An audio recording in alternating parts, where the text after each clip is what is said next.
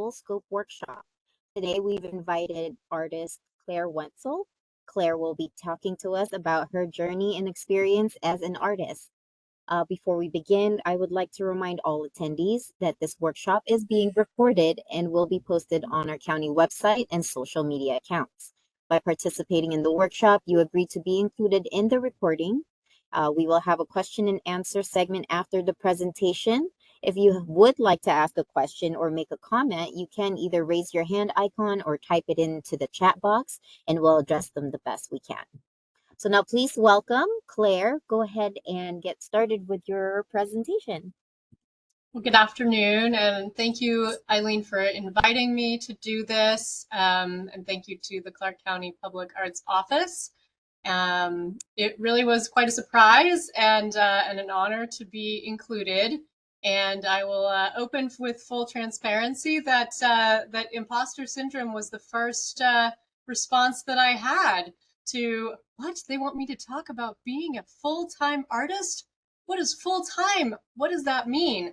But that really led me into the importance of giving this presentation, because I know I'm not the only person that confronts this, that as artists, we are always looking at other people around us. We're always making comparisons, and that we really need the support of each other and our community and the public at large to facilitate our growth, not only as artists, but as humans. And we'll get more into that as I go through. So I'll open with that question for everybody, is what is an artist? And this is something for you to think about as we talk, because I think it's something that often isn't well defined. For me, I've come to feel that being an artist really is the same as being a human, and being a human is being an artist. It's just kind of a matter of whether or not we're doing that with intention. As humans, we experience and then we express. And obviously artists, we are known for our various mediums of expression. And I think that this is something that all humans have access to. And so my practice, my life, my experience as an artist has been centered around not only developing myself and giving my own confidence in creating the work that I create, but making other people feel that they have that capacity too, to engage with and express themselves creatively.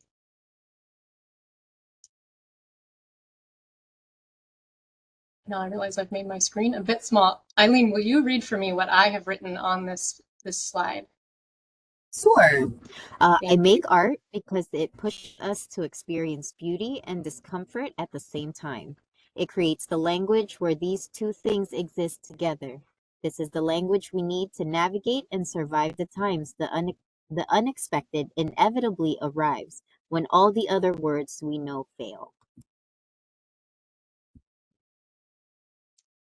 And so this leads me to the next piece, that I am the most capable when you are too. And so this is an invitation that we should create together, and that we should create beyond our comfort together, because we deal with discomfort and fear and pain and misunderstanding in our everyday life, and art is the vehicle by which we can overcome that.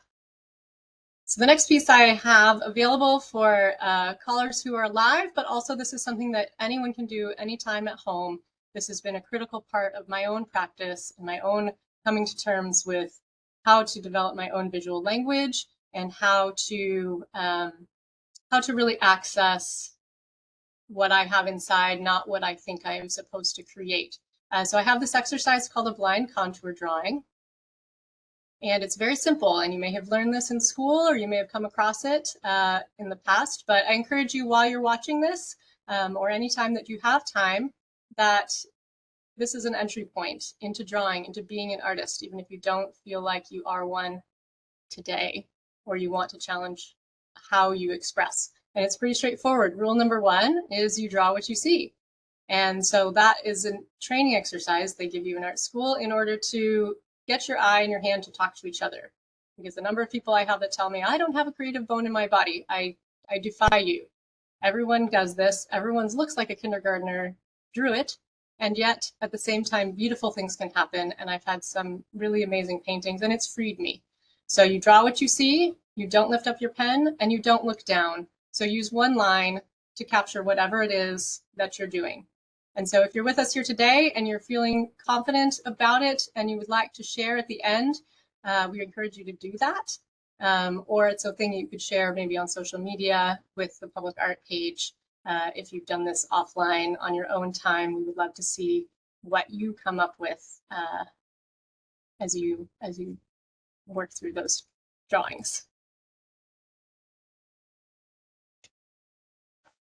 So it's been a long road.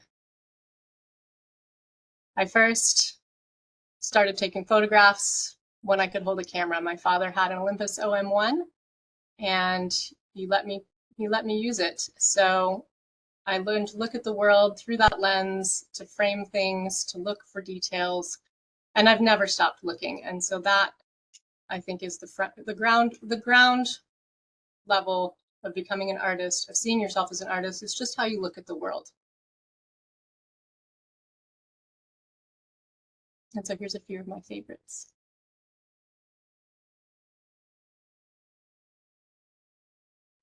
Did you take these photographs, Claire? I did. So I really am interested in life details, as you can see. I cook a lot, so oftentimes when I'm making things, you'll get pieces of what I'm making. Also, when I was living in the Mojave Desert, during the pandemic especially, this one on the right, you see the prickly pears blooming. Living in the desert can be a really alienating experience. It's very austere, it's very vulnerable and exposed. But as we had to stay home, and my husband and I did our best to try to maintain a routine, so we still got up every morning and took a walk through the neighborhood that we were living at the time. And what I discovered was the desert is full of life. And so every day passing by prickly pears as they were starting to bloom in March of 2020 was a major inspiration for me artistically. And just as part of being in that environment and being influenced by and finding the deeper layers of beauty that exist even in very harsh and unhospitable environments. The one in the center also is a desert photo. Every morning, there was a place I could go and I would see just this beautiful mist and the layers of landscape. And it at the same time makes you feel small and yet also part of something bigger. And so these were a few that I took in the last few years. This selection here is a few older photos when I was living overseas. I think this larger image is from Korea, and I just thought it was really wonderful framing the building. My father was an architect, so I also have an interest in buildings and the built environment and how we integrate ourselves as humans with our landscape, how we live with the other life that is part of this planet. And the one of the plums I just thought was such a beautiful gift of nature, of nourishment, and sort of hope that comes in springtime florals. So a lot of my photography gravitates there. It's not what I consider to be my primary art form, but it also, as I said, was sort of my entry point because it was kind of the most available, and it's, there's a gratification to it instantly, especially now that we have cell phones. It's very, it's right there. So anybody can do this anytime. So if you're not doing a blind contour drawing, I encourage you to use your phone, zoom in. What can you see? What can you document? I use photography mostly for documentation of ideas, of inspiration, and they're so easy to share. So it's also a really quick way to share beauty and build community around a shared experience. So a little bit more following on to my origin story, this is the moment truly when I first, I think, self-identified as an artist. So I was in kindergarten and I lived in Orange County, California at the time. And my parents shared one car at the time. So there were occasional times that we would take my dad to work before I would go to school, but usually we just took me to school. But we were driving and we passed the school and I thought, what is happening? And I started to get really distraught and really upset. And they're, oh, we'll take dad to work. And then we passed work. And I thought, what are we doing? And I start crying. I start just full hot mess tears. And my parents said, "But hey," they show me the tickets. "We're going to Disneyland." And I say, "But I'm gonna miss the art project," because Fridays were art day, and they, in their great wisdom, thought, "Oh, a Friday will be less busy." Clever. It was. But you can see the look on my face there. I'm still not quite sure if this is really, as magical as it's supposed to be, and what my real priorities were apparent at that time. And Yeah, I just dug this out of a box just the other day, and I'd forgotten. I don't think I'd seen this photo probably in 30 years, and now I can share it with you.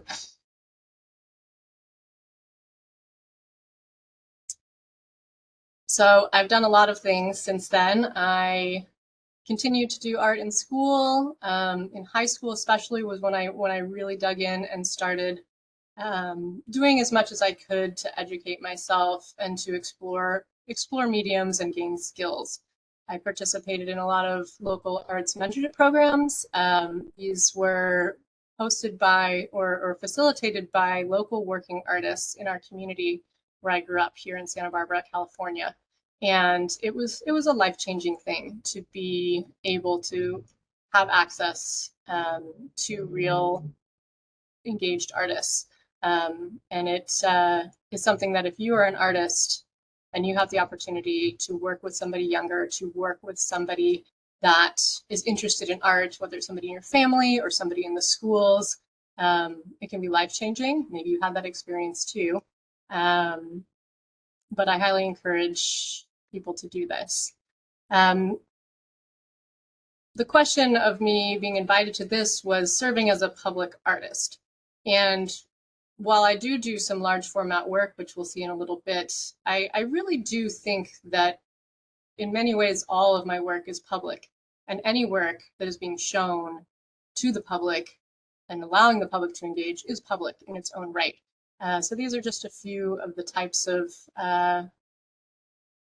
experiences and places that I looked for to show my work over time. And so I participated in and have facilitated community exhibitions. So this right here is, I think, the first one that I participated in. It was at a local arts fair. So this was my portfolio when I was probably a senior in high school, maybe junior in high school, and and it was just a really gratifying experience. And I sold my first piece. That piece of cake was the first piece that somebody bought from me. And that also was really meaningful because it connected me to that person and to their experience through my own experience, where I was learning a new technique with that piece. I had seen some Wayne T-Bode work, and we were learning to use pastel or palette knives to build up the surface of the paint, and it was just so much fun. And just to have somebody else find the same delight in it and in me was really a gratifying experience. So another project that I traveled really far and wide to do was to do these mural pieces in South Africa. I had an aunt and uncle serving in the Peace Corps, and I was living in South Korea at the time. And they said, "Can you come? We're serving in the education sector, and there's a library, and they have a children's room, and they would really love to have you come and paint this." And so the illustration on the left was another illustration they had selected. But I've always wanted to do bigger work from the time I was young. When they built the freeway entrance, and there was this big swath of concrete, and I said, that needs a big mural on it. So it was really an honor to be invited into this very intimate space, to a community of people that had had no access to books, to information, to education. The map we painted on the other side of the wall was because many of the children had no idea where their country even was positioned in relationship to other countries in Africa. So it was a simple thing, and not some great work of museum quality, but it was very impactful to the community, and they were extremely generous in their gratitude with me for that project.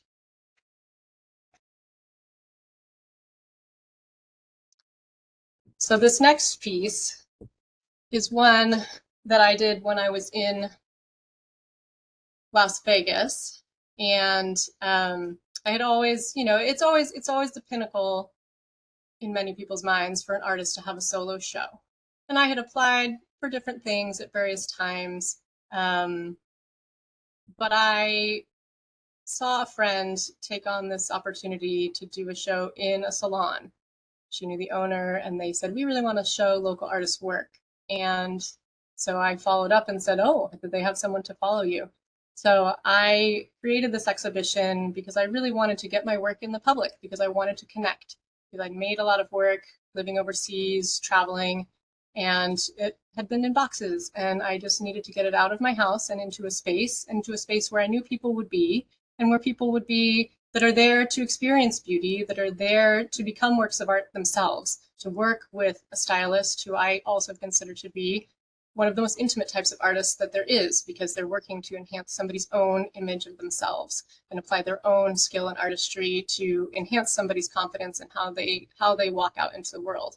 And so I not only did I hang my work there, but I also met with all of the stylists. I did sketch sessions, kind of following that same blind contour-esque styles, because it allowed me to talk and move quickly and just do really, really wavy and, expressive portraits of each person for them to have in their station, so that they would feel connected to the show that I was hanging, so that they would feel connected to my work and know that I respected them and their work, and that this was to be an exhibition to make their clients and guests feel welcome. So this is just a quick little slideshow of some of those pieces. And Eileen, this is a great time for you to ask me more questions, because it's daunting to just narrate when I can't see anyone who's listening. So if you have anything I can add to that piqued your mind, I appreciate it. Yeah, I've actually been jotting down a few questions while you were doing your presentation.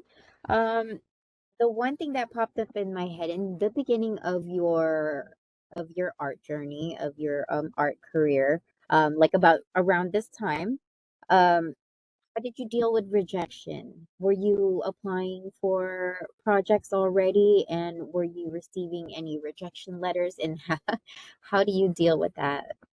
Yeah, it's interesting, and this will be a good segue into the next section of joining the Public Art Committee, because it was Clark County that I was struggling to get my works admitted to exhibitions.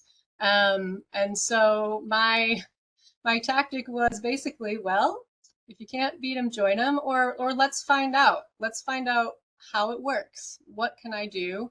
How can I learn from how other people submit?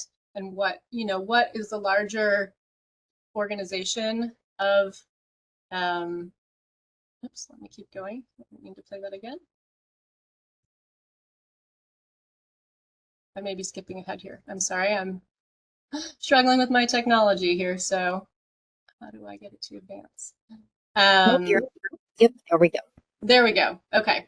So I will talk about public art more in a little bit. I do have a few other things to say between here and there. But yes, I think the way that I've dealt with rejection is to just iterate, right? And to educate myself and to get feedback. I had a recent proposal that I did for a local organization here for a residency, and I've requested a personal feedback session. And I know that is something that Clark County in particular always offers. I don't think it occurred to me at the time to take advantage of it. I sort of went big or went home and said, okay, fine, I'll just come and really get involved. But yeah, I think the important thing for people to take away from not being admitted to a show is that, art is a connection, art is a communication. And just because you don't communicate with one particular audience or one particular juror doesn't mean that your art doesn't have significant meaning for others. And so I just encourage you to keep going. There have been some projects that I've conceived that, just due to timing and other things, I conceived them for a specific space, a specific site. I use that as a framework, as sort of a point of inspiration, because once I got out of college and no longer was I getting assignments the challenge of creating assignments for yourself as an artist can be daunting. A blank canvas, some people probably find very freeing. I find it extremely daunting. If I can create anything, I will create nothing. And so for me, um, looking for an entry point is important. But that first entry point isn't always the end point. And so knowing that whatever work you're making, whatever work you're showing, just keep going, because there will be a place and there will be an audience that really needs to hear that. And even if it's only one person, the significance of that can be life changing. So hopefully that answered the question.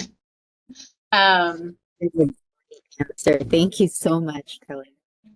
and so let me circle back here to this concept of creating community, which was, really what, as I developed this presentation, was the thing that resonated and surfaced, was the challenge that I had as an artist, moving frequently and leaving my hometown when I was 18. And I struggled to really, I took for granted the community that I had in my family and in the artists and education system that I came out of, to recreate that, especially moving very quickly, and not staying in one place for very long, made it more difficult to make those connections on the fly. And I think I didn't know what I needed to look for, because it had just been there, and then suddenly it wasn't. And so I I didn't give up, though. I just kept looking for ways to do it. I started inviting people that weren't artists to my house to do open studios, just to talk about something other than the weather. I would make a theme and say, "Come over. We don't have to make anything. We just have to try to reframe our conversation to something outside of the ordinary." I traveled. I went, looking for places to make art in other continents. I hosted events. I participated in fairs, and just kind of opened and broadened the aperture of who can I bring into my practice, because I really don't like doing it alone. I'm an only child, and that had lonely aspects, although I have a big extended family and they were always very supportive. So, this idea of going a little bit further from myself, I guess came as a force of that experience. Um, what do I want to say next? I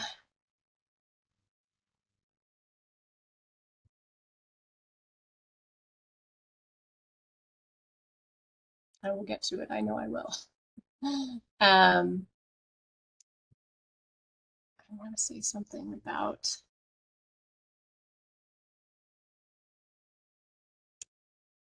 getting access to feedback. I think was a major part of that, because it's quiet, and our own feedback can be very harsh in our minds.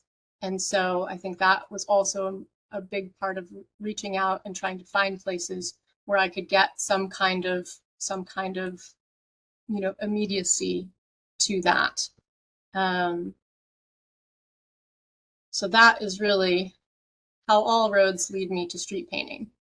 And this has been the most prominent form of public art that I perform and execute. And this festival in particular, Imaginary Street Painting Festival in Santa Barbara, was the first of its kind in our country. The concept comes from a long tradition and history in Italy, and there's still active festivals that we modeled off of there. But this came to my community almost 40 years ago, and I started the first time in high school. Um, and again, it was just this opportunity to work big, to have other people working around me, and to also have an audience immediately available, to participate in the expression that I was engaged in the moment. Um, and so now we have street painting festivals all over the country, and this was the first one. And so it's been very special to be part of this particular community. And it was a place and a time. It's always Memorial Day weekend, so it allowed me to travel back and visit my hometown, to make an annual pilgrimage, and to do it again for this major priority in my life, which is to do the art project. And it was concise, and it's finite, and it's temporal, and you have 3 days, and that's it, and then it's gone. And so that also challenges you not to be too precious, because it's going to wash away. It's part of the process. It doesn't have to be perfect, because it's not going to stay. And so it also is a really good vehicle for challenging that confidence that we build in ourselves as artists, and then to be supported by everyone else who's slaving away and battling the elements, and having the environment to be part of it. Sometimes it rains, sometimes it's hot, sometimes it's foggy, sometimes it's windy, sometimes somebody knocks their drink over on your thing and you got to start over again. It's real time. It's very parallel to life and the responsiveness that we need to have in order to succeed. um, and so this is still something that I do, and have been very gratified by the experience. And here's a few of the pieces I've done. They're original compositions, so many people copy the old masters or just find images that inspire them, and I have done that for many years, and it's a great way to learn the technique. We use chalk pastel. It's on asphalt. There's no fixatives. There's a lot of different techniques you can use for blending. I like to put band-aids on my fingers because the asphalt is rough. Some people use gloves. The last few years, I've gotten to learn about making my own chalk as well, and that's been a really wonderful community experience because we all come together, and there's these big vats of dye, not dye, just powdered pigment, and the big vat of the binding material is a batch that somebody has to make up, and then you have to mix it up just right so it's kind of pasta dough, but kind of not. And if anybody's ever been to Italy and learned to make pasta properly, saying, oh, just make it like pasta dough is absurd. That's one of the hardest things I've ever done.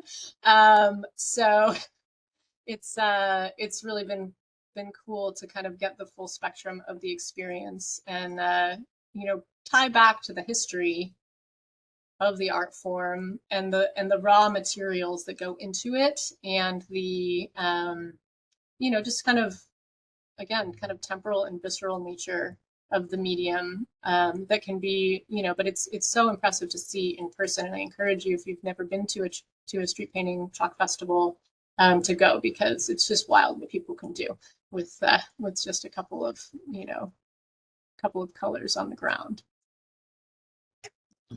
I've actually been seeing a lot of festivals, chalk festivals happening around locally. I know the library does one every year as well. They call it Chalk It Down, I believe, or I something think like that one's that. Chalk It I Up. think that was I the think, name. yeah, Chalk It Up. Thank I you. participated in that one a few years ago. My challenge with that one was Right, yeah. it was so fast. It was only a 1 day festival where I'm used to doing 3 days. So finishing the drawing on time was a challenge. I know that, I think Chalk It Down is the one maybe they were doing. I thought I saw, is that the one that's downtown? And then I know You that know what? I think you're right. Yeah, yeah, that one was the one downtown recently. yeah, and I know, and the other one that I know about is Shocktoberfest that they do up at Sky Canyon. So, and I actually did a Oh, remote. wow. I also did a remote drawing for them one year. Um, I had a booth um, at the fair. I had somebody local go to Shocktoberfest, because I received a grant from Nevada Arts Council to make postcards and prints of my drawings. Because again, they're temporal, and that's part of the art form, and it's part of what I love, but also they're beautiful, and it's a little bit sad that they wash away. And so, not everybody can go to the festival. So I received a grant to make prints and postcards so that people could have a different way of experiencing the art form and to be able to send it and share it. I'm very interested also in, the exchange of mail art. I know Kim Miller did a really wonderful exhibition a few years ago when I first met her. That was through Winchester. That was through Clark County and Winchester, where she would mail. You could select a piece and she would mail it. And then the Nevada Humanities, their wonderful Nevada postcard project. I Oh, also yes. Yeah, found. the P.S. I love you or something Yes, thank you that for, along for those reminding me what lines. it's called. Yes, where you either send it to a friend or they'll send it to a rural community. And I just, for me, that's a really powerful kind of public art. Doing these grand gestures is one thing. Doing a big mural, it's one thing. But we also have this, opportunity to just take a piece of paper and put our mark on it and send it to somebody else. And the kind of authentic connection that we can make in this digital age with those art forms and with that type of communication, I think is extremely powerful and extremely relevant and crucial at this time in our history, and not something to let go of. So this last one I'll show you is a little time-lapse video. So this is a piece I made. Again, one thing I learned through doing these large format drawings, there was one year I had a drawing partner who had an emergency and had to leave the festival partway through. And so I was left with, okay, I have a square. I wasn't planning to finish it myself. I'm feeling a little tight for time. So I needed to call on anyone who was available to get the color down so we could cover the square and finish it. Because these are 8 by 8 feet, 8 by 12, 12 by 12. It's quite a lot of square footage to get done. And so it put me in this position to be open to what people had to offer. And friends of my parents, friends of mine, whether they called themselves an artist or not, I gave them a piece of chalk and I said, here's the drawing that we're trying to make. Here's the place. Here's a couple colors. See what you can do. And as it turned out, it was beautiful. Everyone could contribute. Especially we use a grid system, or that's the method I use to translate a drawing image to the larger format. And so you're only focused on this very small part of it. And that helps to sort of, again, narrow the scope of it and sort of remove your preconceived idea of, you're not trying to make the whole drawing at once. You're just trying to make this one section, and this part's blue, and this part measures to here and here. So by breaking it down into the smaller pieces, it makes it much easier for someone to come in and execute a part of a drawing, and then it becomes part of a whole that that is beautiful and recognizable. So this piece here was a true exercise in bringing people in. And again, the last few years since the pandemic, I introduced this idea of drawing with the tape, because we always tape the edge of our chalk paintings, because that makes a nice clean line and keeps you away from your neighbor. But I realized, people during the pandemic were doing all these mosaics on their driveways as sort of a just activity to do with kids to kind of brighten the neighborhood, as we all were, sort of in a difficult place. And so I said, let's run with that. I don't really like drawing straight lines anyways, as you may have noticed. So let's just cheat and let's just draw with the tape. But what I found is that is a really great way to get other people involved in the mural. So this was at Nevada State University. This was actually my 40th birthday party for myself. And I said, hey, one thing I want to do most, not go to Disneyland, I would like to make a chalk drawing. Guess what? Everybody else, you're going to come with me and do it. And so I had friends and family and artists from around the valley that I knew. And we created this piece. And it was also in conjunction with a scholarship that I founded at Nevada State University for their art minor program, to which I donate every year for my birthday to support students in there that are minoring in art. So that's just a quick, I'll do it one more time because it goes really fast, but it was really only about maybe 2 hours, I think that took us to put it together. So you can, art doesn't have to be laborious. Art doesn't have to be something that takes years and years to make. It can be just a fun activity that you do quickly, and but it leaves behind something that people can enjoy.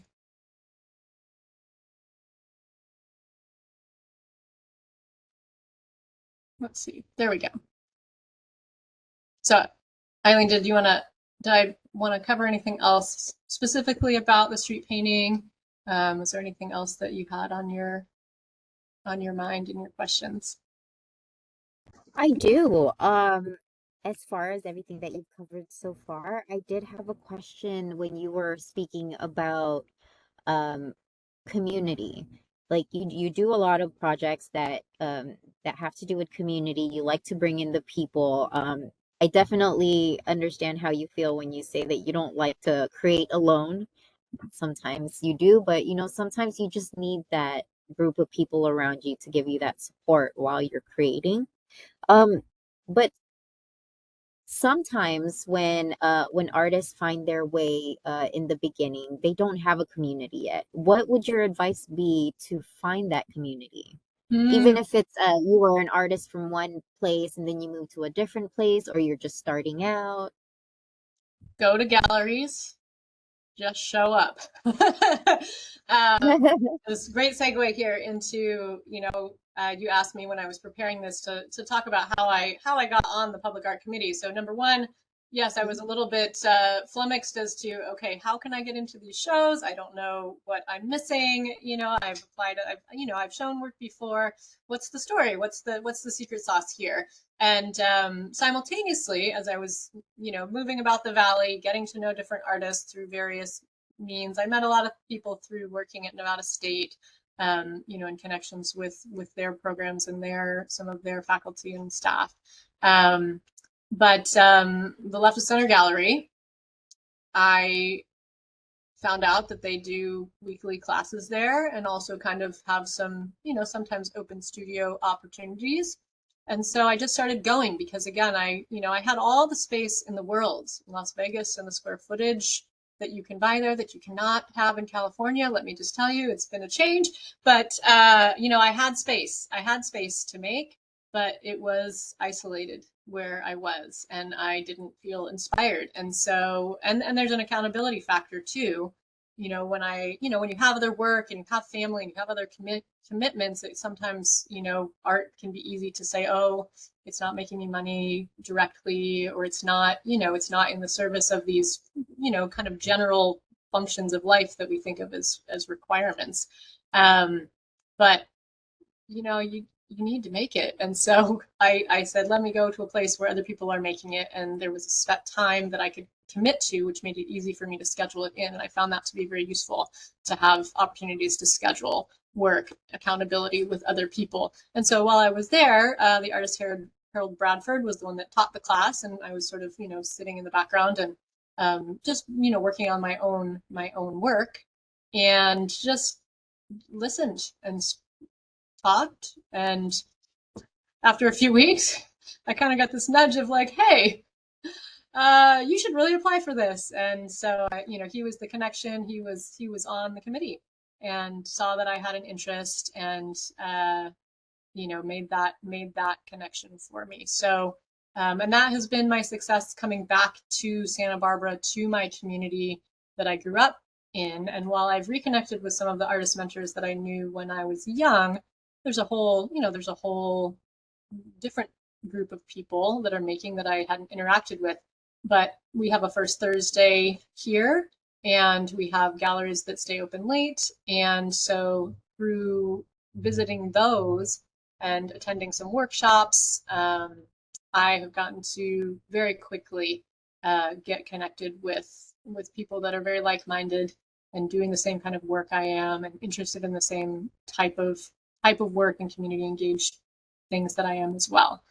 So that's what I would say is just go find out where other people showing their art, talking about their art, making their art. That's the best way to get a community. And it was something I really didn't know how to do, and it was more challenging because I lived overseas. So, sometimes over a remote area where maybe there wasn't a big gallery scene, or there's just a language barrier to even understanding how I could look for something like that. So I think that prioritizing that, not taking no for an answer, saying, okay, where are the artists, and go find them, and they all know somebody. And I think that's the best way to get the support that we really really need as artists. That felt like a very long answer to that question. But that really nailed it on the head. I can't emphasize enough for artists to go out there and put themselves out there, meet people, connect. It doesn't have to be you selling yourself. You just have to find some sort of connection with other people, like-minded people, people who are interested in the same things as you are, right? Yeah. And I know Vegas is sort of an interesting place. There's a hustler mindset. There is a certain breed of competitiveness that exists, but there also is extreme generosity. The quote that somebody told me when I moved there was, in a city of 2 million people, all 200 of us know each other. And I certainly found that to be true in the business community, in the education community, and again, in the art community. It really doesn't take much. Just show up and ask questions and show interest in other people and what they're making. And they'll give you the keys to the kingdom. They'll open the doors. It's as long as you're generous in your pursuit of what other people are doing, that gives them an entry point to find out about what you're doing. And so, speaking of entry points to something that I was always interested in while I was serving on the committee, I had the wonderful opportunity to be an evaluator for the ZAP project. I still, to this day, am dying to do one of these somewhere. Again, my interest in making big art, in being outside, in creating in these environments where people can watch and engage with you. One thing I didn't talk about, I think, early in my time as an artist, one of the mentorships that I did was plein air painting. And so while that was a more formal practice and, learning how to do horizon lines and clouds and trees and, those types of things, and that's a very prominent art form in Southern California, especially because we have a lot of beauty and very nice weather to be outside in. But I think that really also shaped, like, it feels good to be outside with a paintbrush. So when this project came to me, when I lived in Vegas, I was not really in a position to be able to execute one of these projects due to other commitments that I had. But getting to see everybody else's ideas and getting to help shape the selection that was made that was what fit within my bandwidth and was extremely gratifying to get to see and watch these come to life. So I pulled together the selection, and it was not easy. I will say that, because you get so many submissions. It takes time, but it's time well spent. Because again, being able to look at each artist and trying to look at the value of what they're presenting, but also the connection it has to the place. And that, for me, what drove a lot of my decision making in selecting these artists was, how well did they articulate their connection to the place and their design to be responsive to the location and the history of that part of town, or just to the landscape in general. And being authentic in that, in that approach. And I think the challenge also with evaluating something like this is, if you aren't provided really succinct guidelines, sometimes these can be more open-ended, developing what is that rubric by which I sort of rate a submission. First there's did they follow the directions? That's really key. Follow the directions. And if you're not sure, this is the one thing that I've learned as I've gotten older. I used to stress, and it was like midnight and I'm getting ready to submit, and I'm like, did I name the file right? Just ask, just do it a little earlier and send an email. And always the people receiving these things want you to do it right. And so they want to give you that information. You're not cheating on a test. You're making it easier for your submission to be reviewed and given full merit, not on a technicality, but on the artistic value that you're bringing to it. And I think the other thing, and this probably comes from having a professional background in branding and marketing, and wanting to see consistency in how you present the images. Are they sized similarly? Are they, is there sort of even if the works don't necessarily, they might be from across a different style, or they don't necessarily all have to look exactly the same. But just presenting the materials using a single font, using, paragraphs that are similar in length, keeping it short.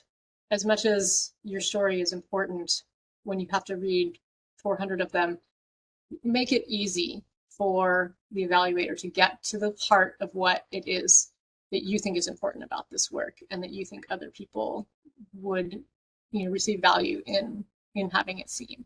So what else can I say about that? I feel like you probably have lots of things on this topic.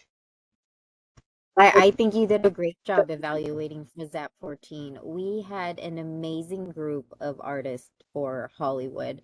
Um, they're the one thing, the beauty of ZAP that we've kind of brought it towards to is giving the artist full control on their design.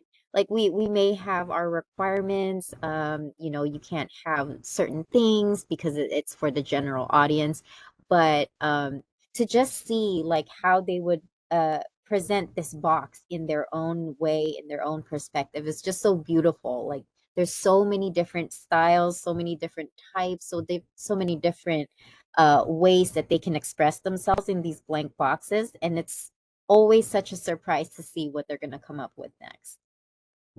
Yeah, for me it was fun. My tie into this particular one, being from California, I felt like I needed to do the Hollywood version. So that was kind of That a cool was connection. perfect. But I also, I also got to learn so much about the area, which doesn't necessarily have anything to do with California in particular. But yeah, and just a lot of people talked about yeah, just their experience in that neighborhood, and their experience just being in the valley, and I think that work reflects that.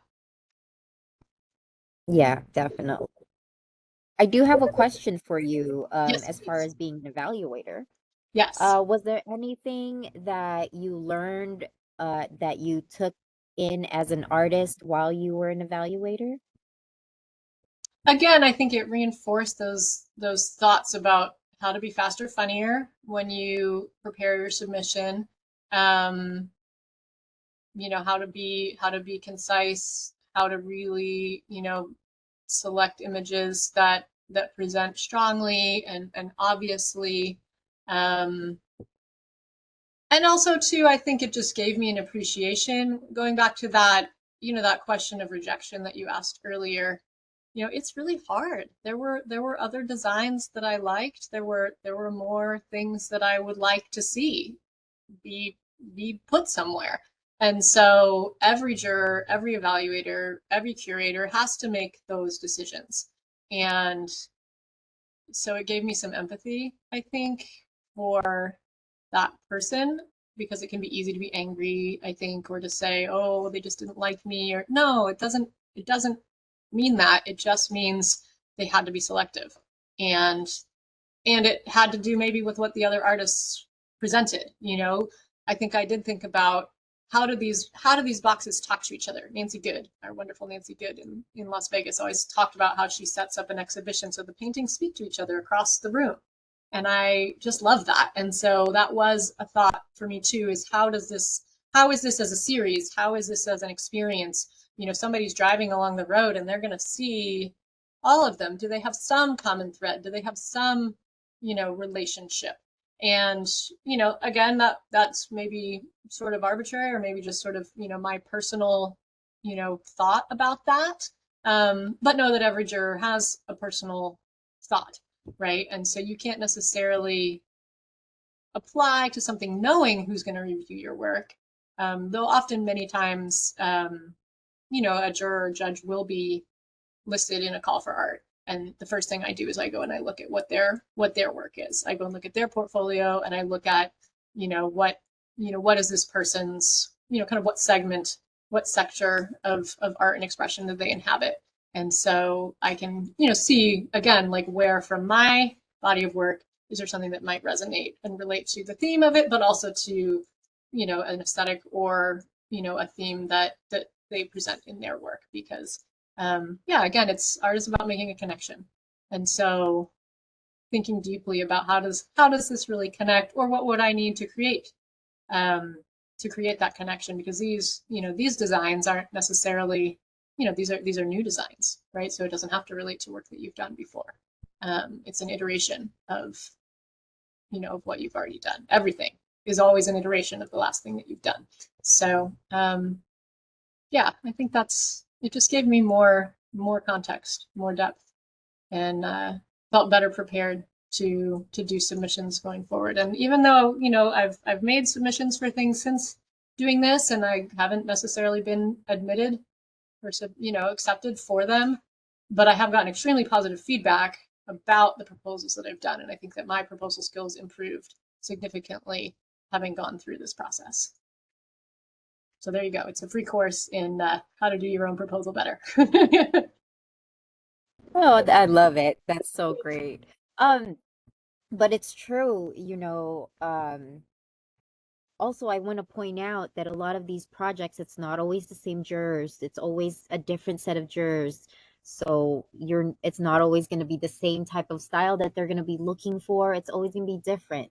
So I always try to tell artists, keep trying anyway, because Yeah, you never know who's going to be looking at your submission. You never know if you might not get that project, but they might have another project in mind for you and they might just pull you for that. absolutely. So I think, yeah. And and keep track of it and save your submissions. Every time I do a new submission, I'm not starting from scratch. I'm looking at what's the last one I did, what of that is still usable, how can I save some work? I mean, you can't just cut and paste and expect it to, you know, to go through exactly the same, but again, it's iterative, and every time you do a submission, it makes you reflect on your own work and think about where and why it might find a home, or why you would be the one that would be best suited to a particular opportunity.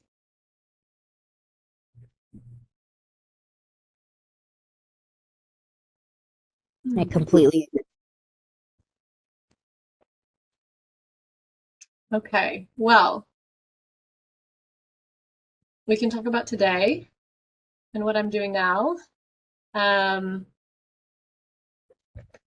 which as an artist that I have recently come into contact with wrote a wonderful Substack, and it was all about what she had done that one day and how about so much of that wasn't necessarily writing her book. She's an author, but she wrote that article and she put the vulnerability out there.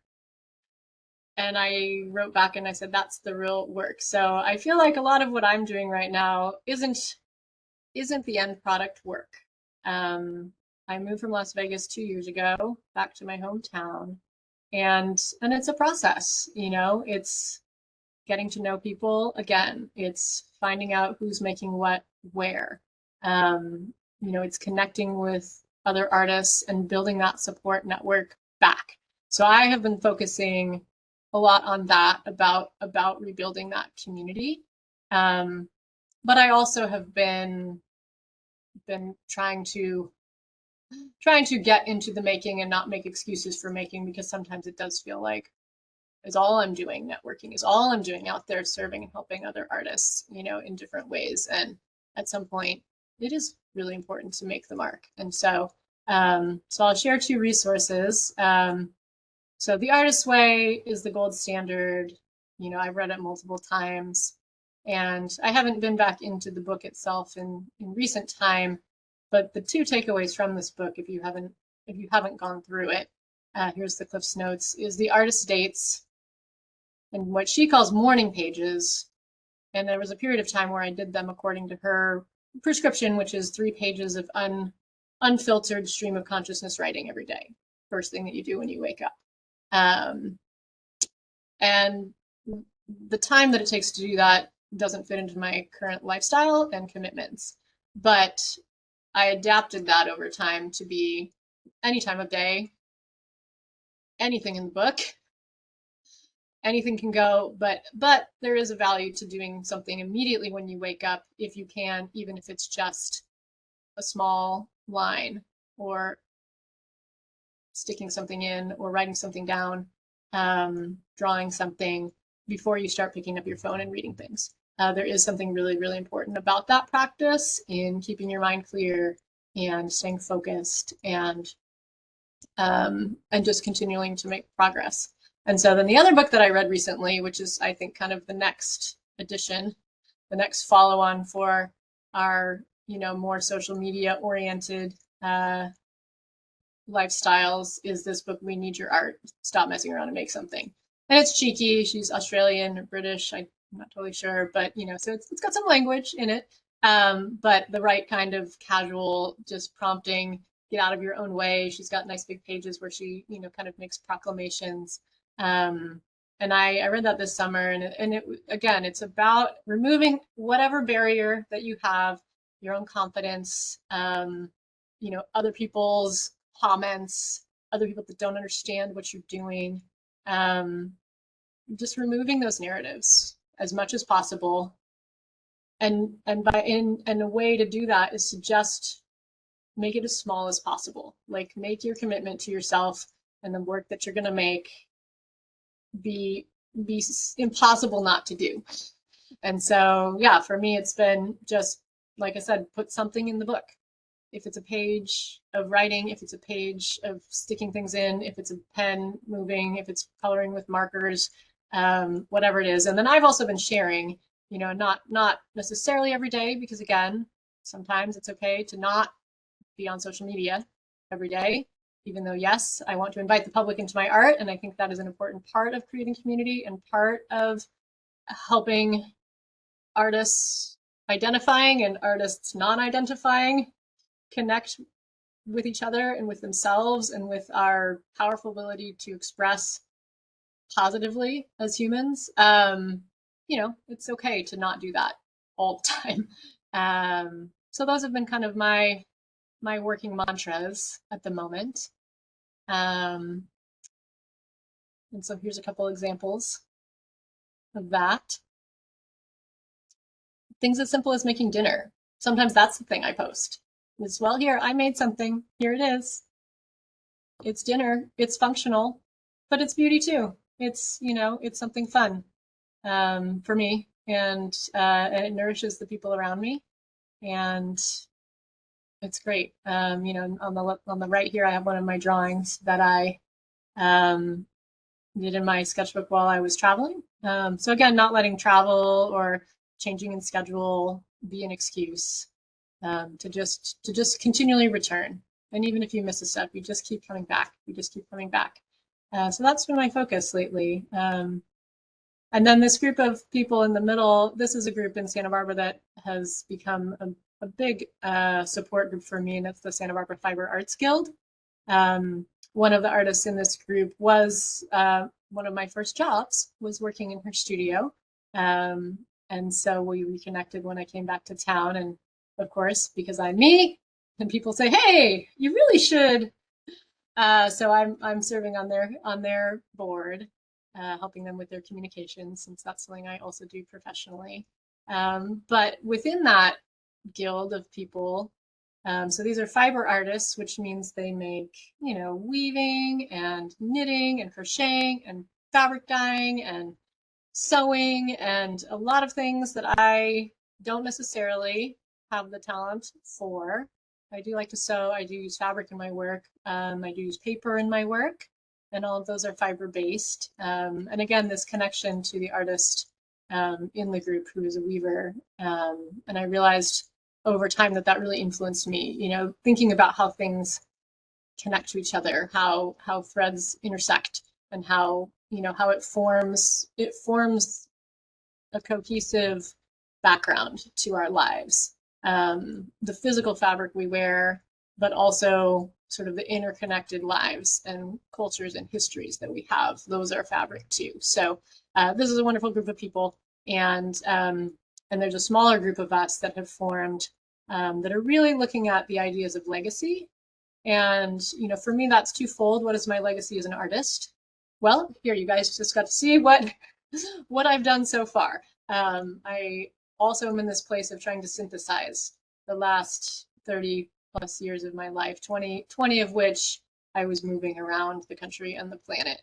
And it was happening fast. And, as a creative person who's inspired by everything, um, not necessarily having the downtime to process that.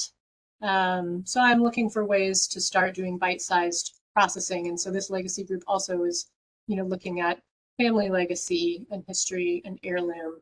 And there's a lot of my work that I have done that isn't as public, although aspects of it become so at times, that, really are looking at personal and family history, and helping connect and find healing and common ground within my own family and extended family, and documenting it in such a way that it's more accessible um, for those that are living now and for our children, our children's children, who can learn from the experience that we've already had.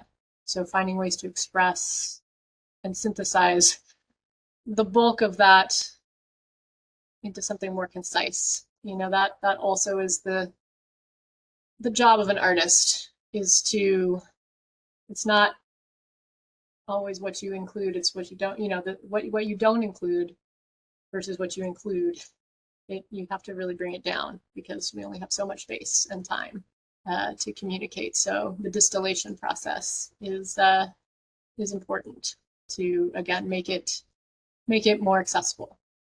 Just like with your proposals, come back to how can I make this faster, funnier, and more accessible for other people to connect with. So that's sort of a summary of where I am now. And the real thing that I want you to take away from this as you move in the world as artists or non-identifying artists, but I still believe that you are. So you are a human, and so you are an artist. And when we do that together, and when we have intention and we have freedom from preconceived notions, from negative criticism, this is how we move forward. And this is how we survive as a species. And there's a little equation that goes with that. So these are the slides that I've prepared, but I know we still have more time that you would like me to speak. So I think this is a good time to enter into more conversation, Eileen, and I'm happy to go back and visit anything visually that we've looked at, or answer any more questions.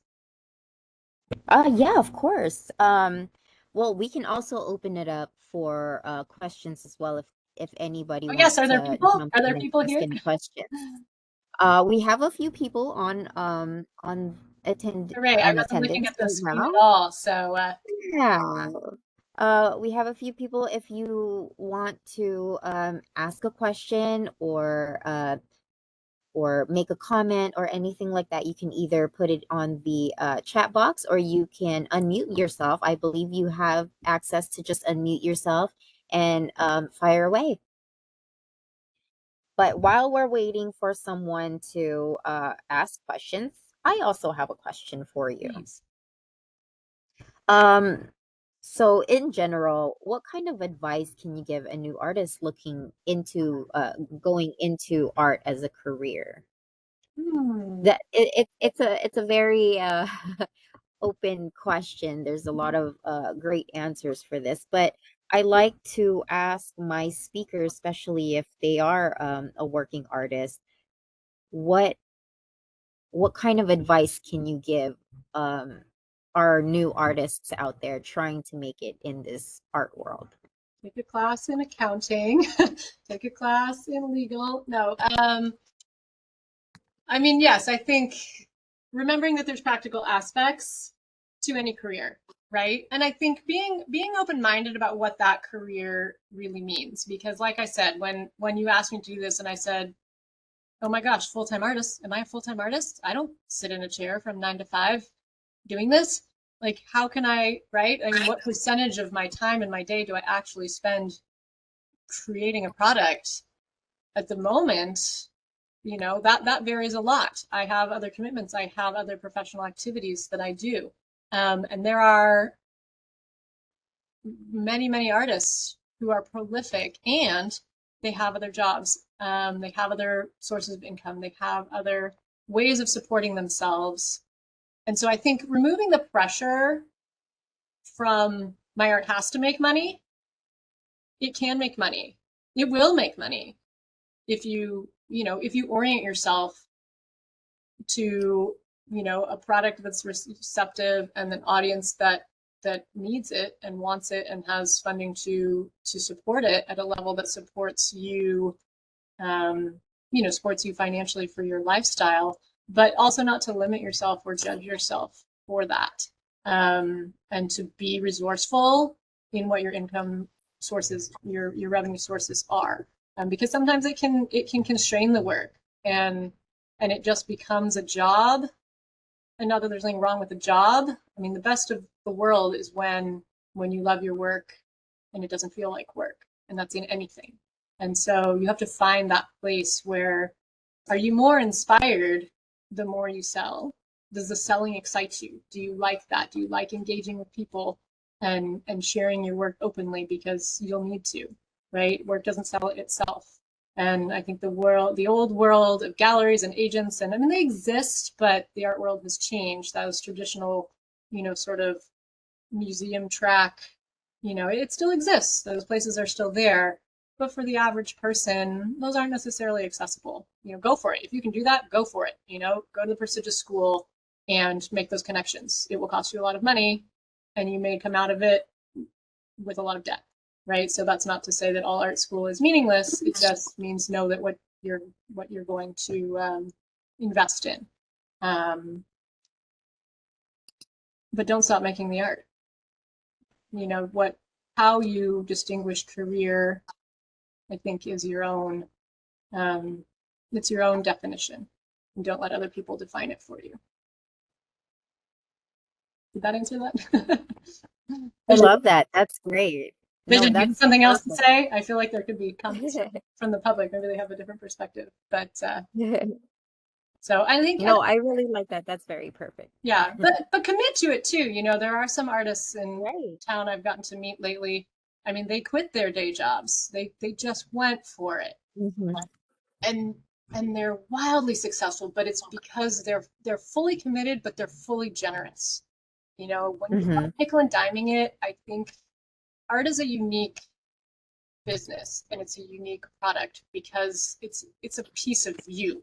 It's a piece of your experience and your perspective and it's it can be very emotional, right? And so putting a Right. price on your emotional experience, it's well, there's a reason I think that entertainers are paid highly, because that's like that's your body, your physical, your whole life Hmm. becomes your art Yeah. out loud. And there's high value on that because there's a high cost on your personal way of being. Like, so you Hmm. become very vulnerable. You need protection.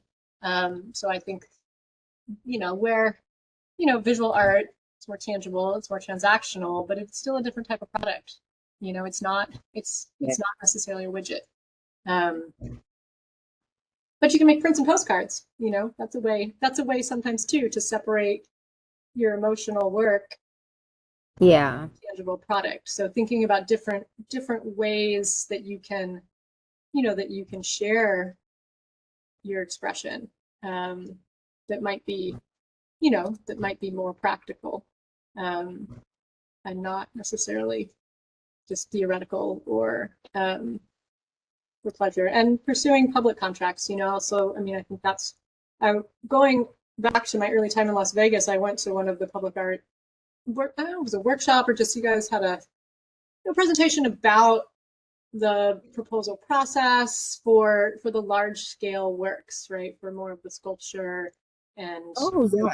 things like that. Patty Dominguez did it. It was a number of years ago, but it was fascinating. But it's tough. Like, a lot of artists think, oh, it's a $50,000 contract, but there's a lot that Hmm. goes. I mean, so those are people that execute at that level.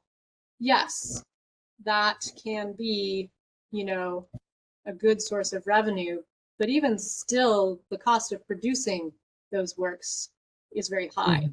And so there's a lot of technical training that goes into that. So, if you want to do those types of works, go to school for engineering, architecture. Those are the types of professionals that make money in those spaces, and are able to do it as your traditional, I think, full-time, um, full supportive financial career. But it's one thing that I see as an opportunity, or sort of a gap in the market, is programs for public art in particular. When I've looked around at, maybe, oh, do I need a master's? I'm interested in this. What would I need to do to learn? You kind of, it's like, well, there's art programs and there's architecture programs, but there aren't a lot that they're just public art. So I think there's an opportunity there to develop that type of education, in our education system, particularly in Nevada, because I know that's been a challenge, is finding artists from within the state that, have the requisite knowledge, skills, and ideas, and the physical capability of executing those projects. I know can be hard, and so the answer to that is just more programs, more education, more mentorship, um, into those fields, I think, um, is needed. Yeah, definitely. If it's something that you're really interested in, you really want to pursue, look for people that already do that same thing or similar and learn from them. I can't strain that enough to just go out there and get these resources. Don't wait for someone to hand it. You have to go out there and get it yourself. Definitely, that's true. So, and it doesn't have to be big, it could be just, hey, can I come Yeah. watch for an hour? Hey, and a lot of, Yeah. you just have to ask. Um, Hmm. my father-in-law worked in the restaurant industry, and so sometimes going to a restaurant with him will be interesting because he, it doesn't necessarily, because he was so engaged in that business, it doesn't occur to him not to, like, oh, if I don't have ketchup, I'll just go grab, like, he'll just, he'll Yeah. engage with the waitress, he'll ask the question, and, he'll go get, he's not precious about it, right? He's not like, oh, I Right. have to expect some, it's like, no, it's just a building with stuff in it, and I'm a patron, and if it's not working, I'm going to try to make it work. And I really, as much as that can sometimes feel awkward as a, bystander, to see that kind of directness, it served me well. I lived in northern Japan for a time, and my husband, we both really enjoy food and cooking and things like that. But we're in this new place and we love Japanese food. But he's like, "Can you please learn how to make this food?" And I thought, oh, I don't know, that feels daunting, right? And I'm not like I do not learn well from YouTube tutorial, right? That's not my. I want to be with people, right? I don't want to Yeah. work by myself. And so Right. I found a restaurant that I liked that a Japanese friend had recommended me to. We'd gone a couple of times, and one time she kind of knew the chef, or there was some familiarity there, and he was generous and Hmm. friendly with us. And I said, "Hey, do you want to teach me cooking?" And I was like, and he said yes, which culturally also in Japan people say yes, whether they actually want to do the thing or not. And so I was like, great, we're on. I'll come next week. And my friend called me immediately. She's like, no, we can't go, like, or we'll go once, but that's it. Like, he doesn't really mean it. Like, and think about it, right? If you were Yeah. to walk into a restaurant on the street and be like, hi, will you teach me cooking? They're like, no, institute, like, goodbye, right? But we were in this Right, new right. place of being an outsider, and kind of bringing a different element to it. And when I showed up for it, we brought a small gift. That's traditional, and it went well. And we did it every week for the rest of the time I was there. And I Um, have other friends, and they continued it for years. So in wow. almost just one awkward question, the worst thing he could have said was no, right? So Right. think about that when you're nervous about asking for something that you want or need. What is the Hmm. worst that can happen?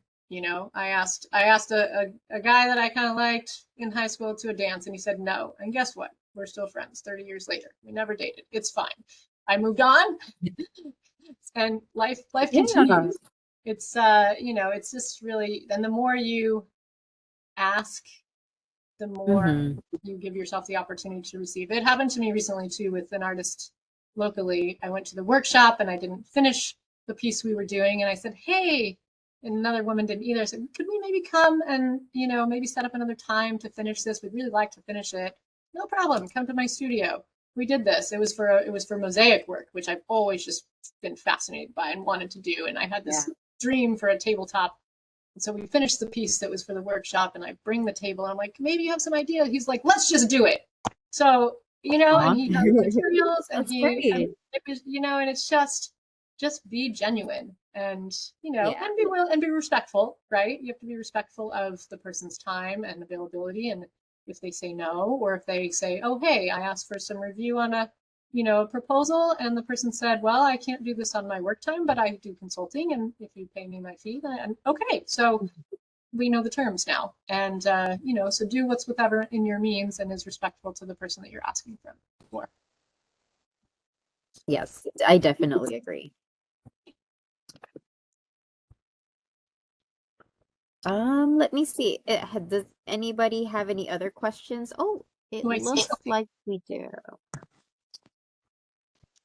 Did you want me to read it for you, Claire, I can or? see it, but maybe we should read it out loud for. Do you want to read it out loud just for the Yeah, recording if somebody was listening and not reading along? sure. I can read it out loud real quick. You may have touched on this. Some of my sound cut out, but what advice do you have on becoming more comfortable or confident speaking about your own art? Oh, there's that imposter syndrome coming out again, There it Claire. is. Well, just do it.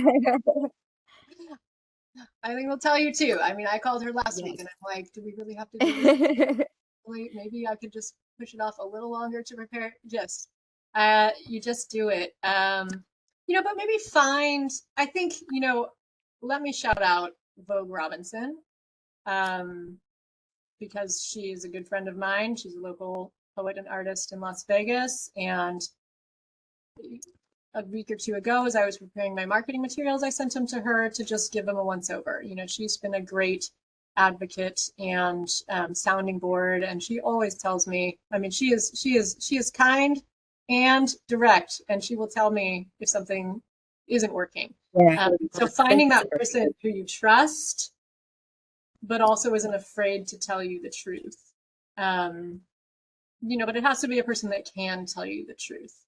And Right. so sometimes I've had people where I ask them, but like they don't, they're not closely enough connected to what I'm doing or what I'm trying to accomplish, or they don't have a full appreciation for it.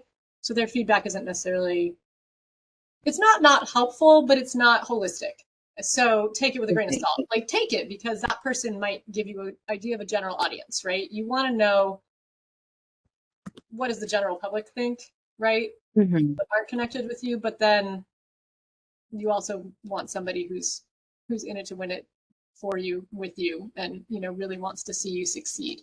So yeah, no, I have other colleagues and friends that I touch base with, when I'm getting better about pacing myself to give them time to respond and them space, because again, you're asking somebody, to give of their time and energy, towards something that you're doing. And I do my best to reciprocate as well.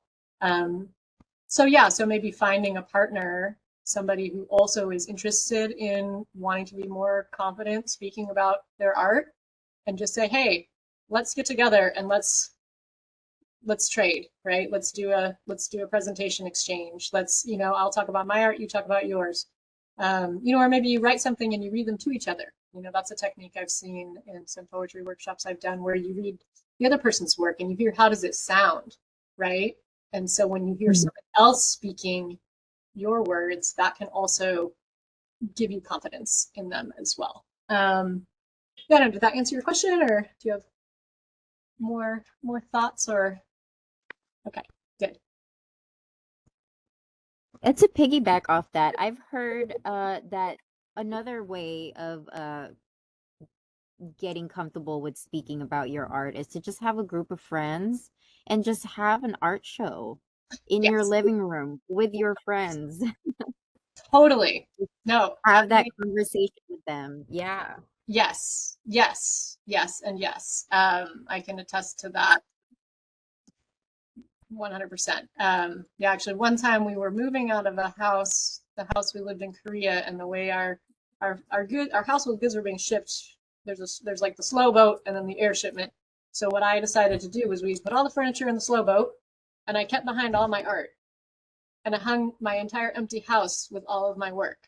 And I had what I called a house cooling party, which is where Oh. come over and get rid of the things I'm not taking, and come over and drink any leftover booze or whatever, like whatever things from your pantry that you're trying to disperse. And but it was also an art show, and I hosted it as such. You'll see it on my resume. It says Gallery Orangey House. That's not a gallery. That was my house. And but it's part of my resume. I treated it like it was a professional gallery space. I was thoughtful in Mhm. how I curated the exhibition. And, same like the Mhm. salon. I said, hey, you're not a formal gallery, but you're a place that wants to have artwork on your walls. So I'm going to put it up. And then I'm going to talk Yeah. just one person at a time about it. Right. I'm going to sit with each, Yeah. one on one is good. I'll be honest, like getting up in front of all of you today, really because I didn't see all of you at the beginning. Um, I wasn't as natural in the way I was talking. And now it was on the internet forever. And well, that's okay. But yeah, you just gotta, anyways.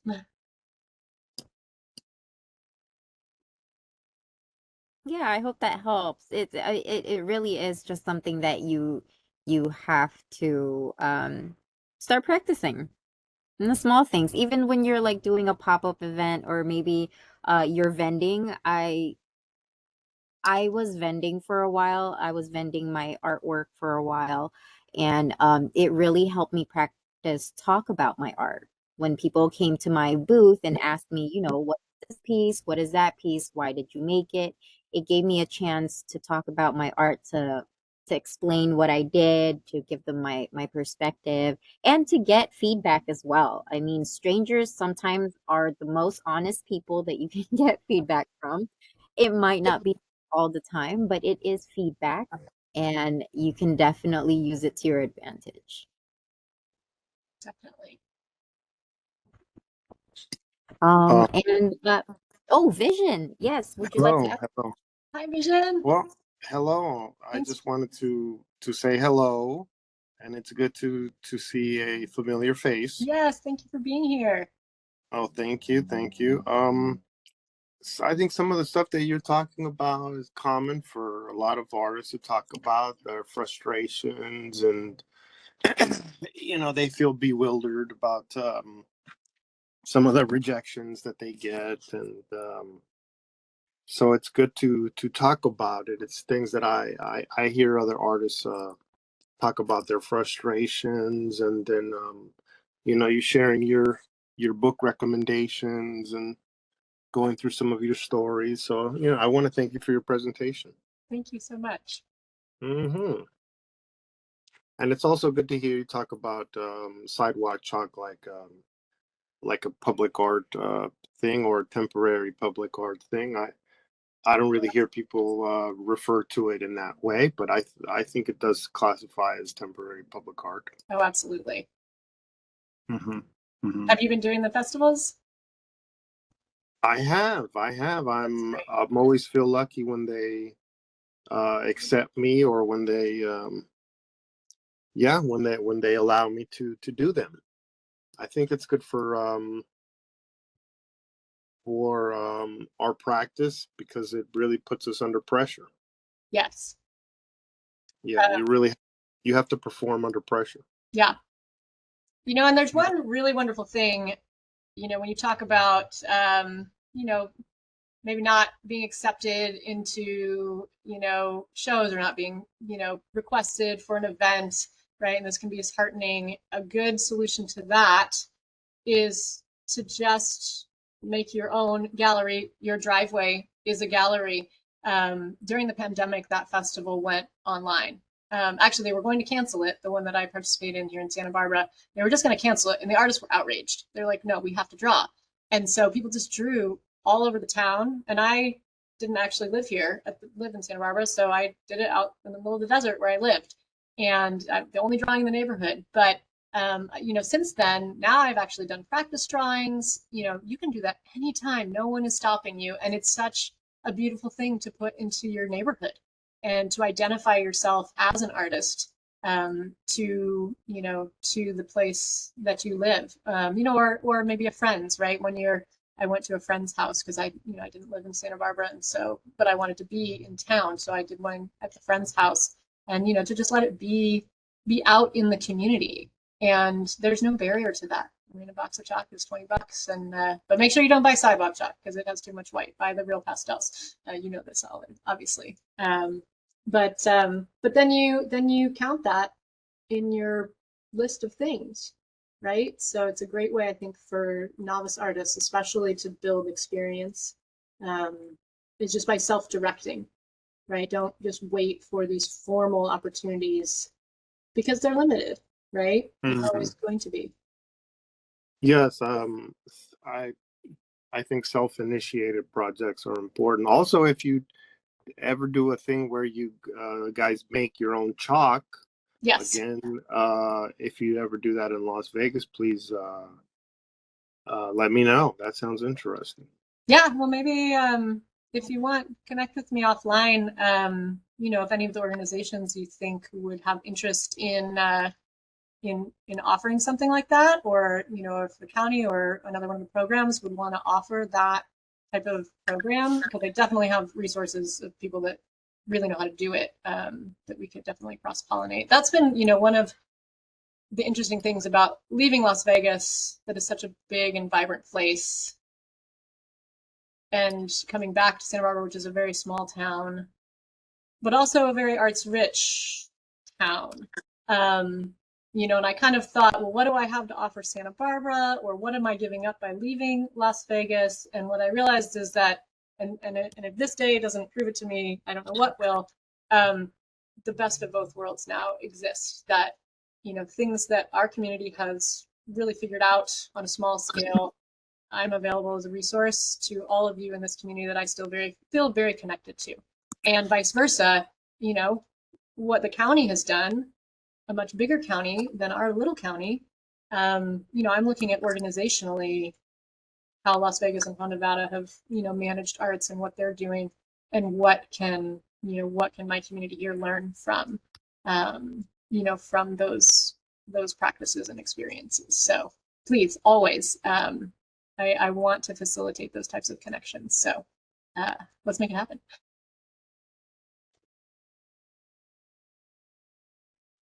Yeah, now that I'm thinking about it, I'm wondering if maybe left of center, I know they do a lot of those types of community engagements. Mm-hmm. That might be a good place to start off.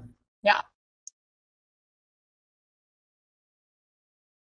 Yeah, it's really great how there's so many smaller communities here now that support the arts, that have sites that where they can bring their artwork to and present them to the public. Um, Galleries are popping up everywhere, which is wonderful. There's a lot more opportunities for local artists happening. Yeah, hopefully we're heading in the right direction with our small county here, trying to make it big. Yeah, no, I see this interesting sort of juxtaposition of maturities of, across these two places. Um, and I think there's a good opportunity for learning on both sides. So thank you for giving me this opportunity to bring some Santa Barbara back to Las Vegas and vice versa. Of course, Claire, you're the perfect person to do this presentation. You had all of the experience that we wanted to hear. As a full-time artist, you gave us all the information that will definitely help us get through our own art careers. Um, so yeah, thank you so much for all your words of wisdom. Thank you. And yeah, Um, again, I love to connect with other artists. So um, please reach out to me, and I always want to help people and meet them wherever they're at. of course. Yeah, that sounds great. So it looks like it's about 4:30. What I'm going to do is I'm going to go through my announcements really quick, which will take about 5 minutes, and then we'll pop on back to have some last minute words before we close out the workshop. Does that sound okay with you, Claire? Oh, absolutely. Thank you so much. Awesome. Okay, so I'm going to go ahead and share my presentation really quick. Sorry, I'm going to have to bump yours off here. Okay, stop sharing. Here we go.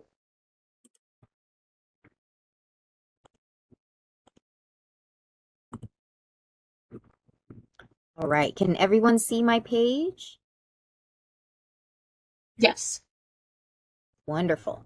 Okay, so really quick, these are our full scope announcements, excuse me, for August 19. Our upcoming events will be Full Scope Workshop for next month. That will be September 16, same time, same place. This one will be a topic about Burning Man 2025, which I believe is happening in the next couple of weeks here. So we have our artists Rick Martinez and Caroline Cam from Rick Art. They were just recently at Left of Center Gallery doing a community engagement for their piece that they will be bringing to the Burning Man. I'm pretty sure Vision went to that one actually. And then we also have Lena Alani. She is also a an installation artist here from Las Vegas. She is also participating in the Burning Man project. And she is a cirque dancer from here, a cirque performer from Las Vegas. And then our fourth speaker is going to be Nancy Foster. She runs the FOMO design here in Las Vegas, and she also has an installation that will be going to Burning Man um, this coming up Burning Man.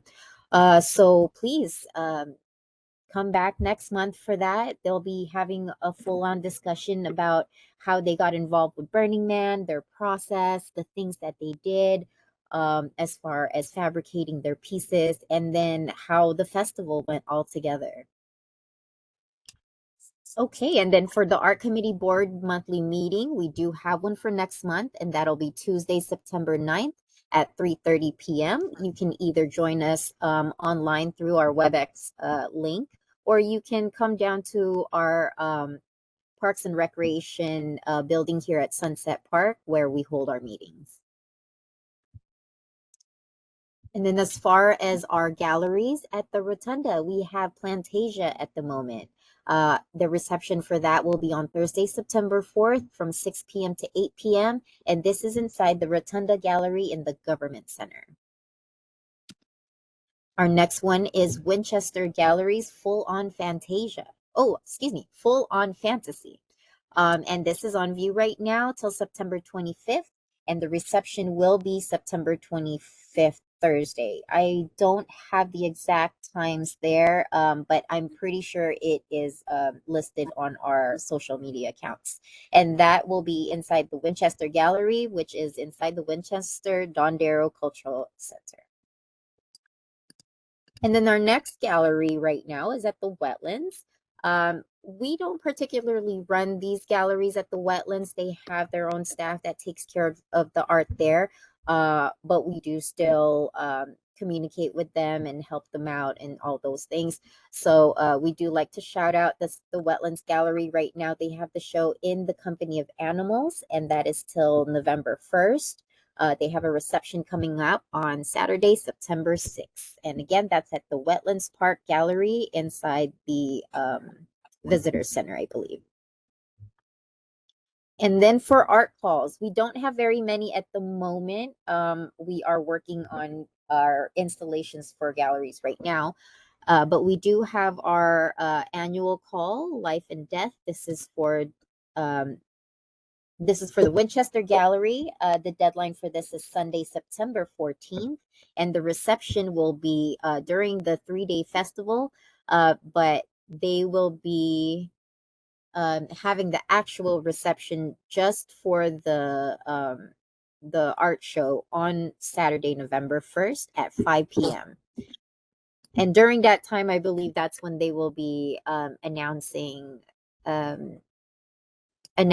honorable mentions, first prize, second prize. I believe all of those also have stipends that come with it. So definitely apply for this one. And as usual, we have our call for public art evaluators. We are always looking for evaluators.